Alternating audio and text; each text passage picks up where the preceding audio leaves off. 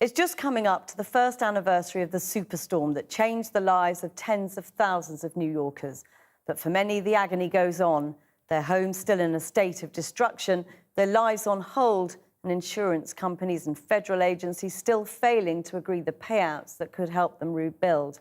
Our reporter Inigo Gilmore visited the area in the immediate aftermath of Hurricane Sandy and has now returned to find out how the community is faring.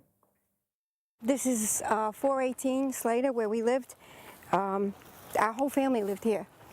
And Hurricane Sandy came, easy, and wiped out everything. The house, the cars, the family, everyone is separated. Sandy was dubbed as a superstorm that comes once in 1,000 years. New York was pummeled with 74-mile-an-hour winds. But it was this huge storm surge that did all the damage, hitting coastal properties with the force of a tidal wave. Marge Gatti and her son Anthony took me back to where their house once stood before Sandy struck.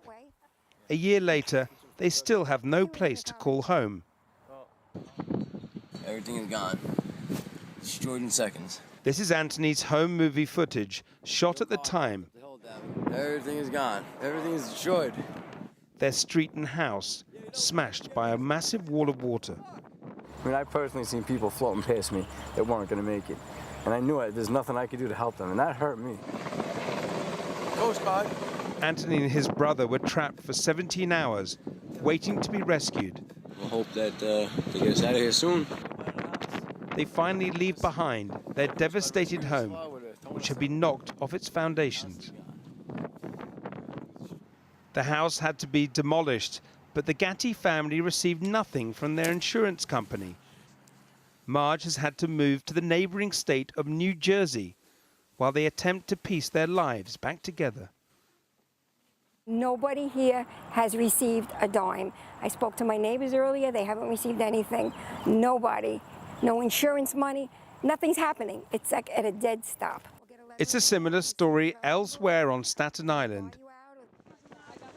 I'd come here in the immediate aftermath of Sandy.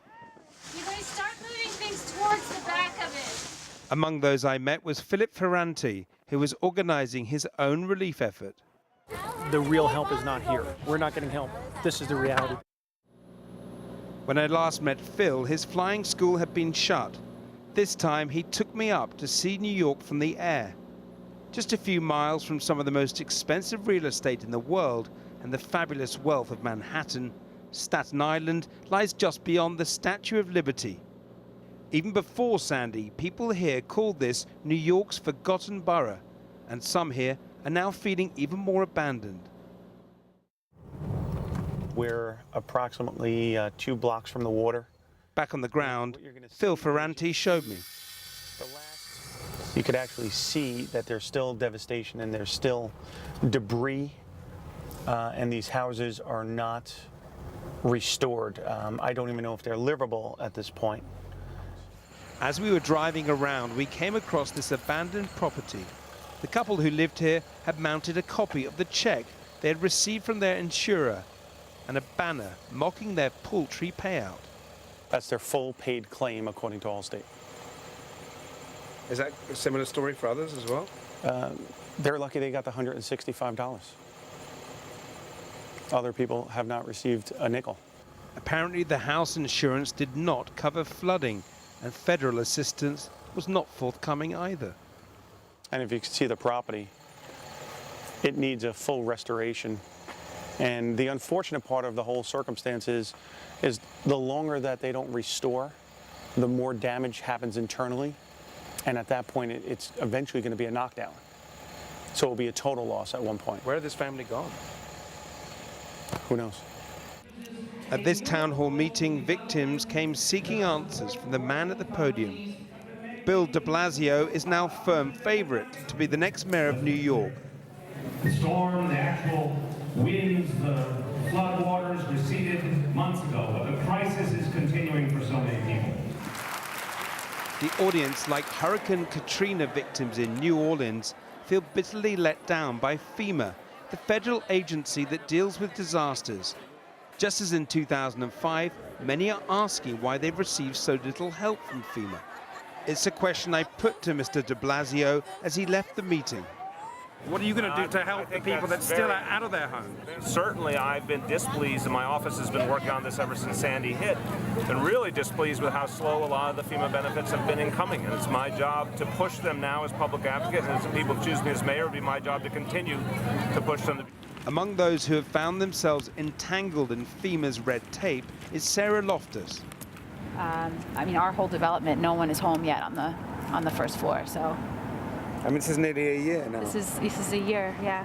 Our son was 3 days old. We've been bouncing around family and friends for 11 months. We'll be home soon, hopefully, right? She took me to see her condo apartment. It looks nearly finished, but further repair work and safety checks are needed.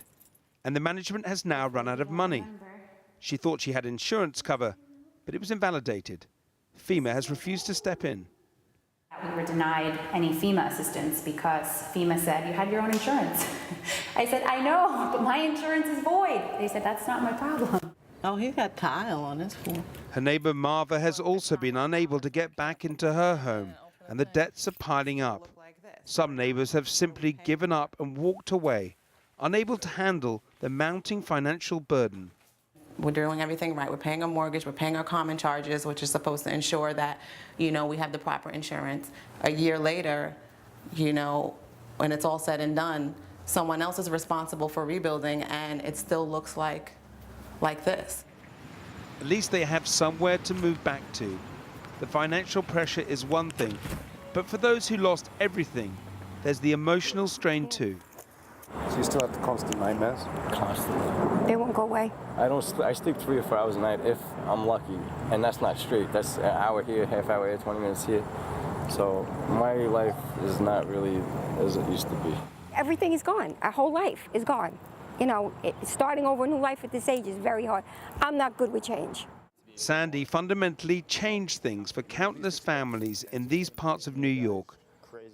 The physical damage is slowly being fixed, but it's the damage to people's lives that will take much longer to repair. No.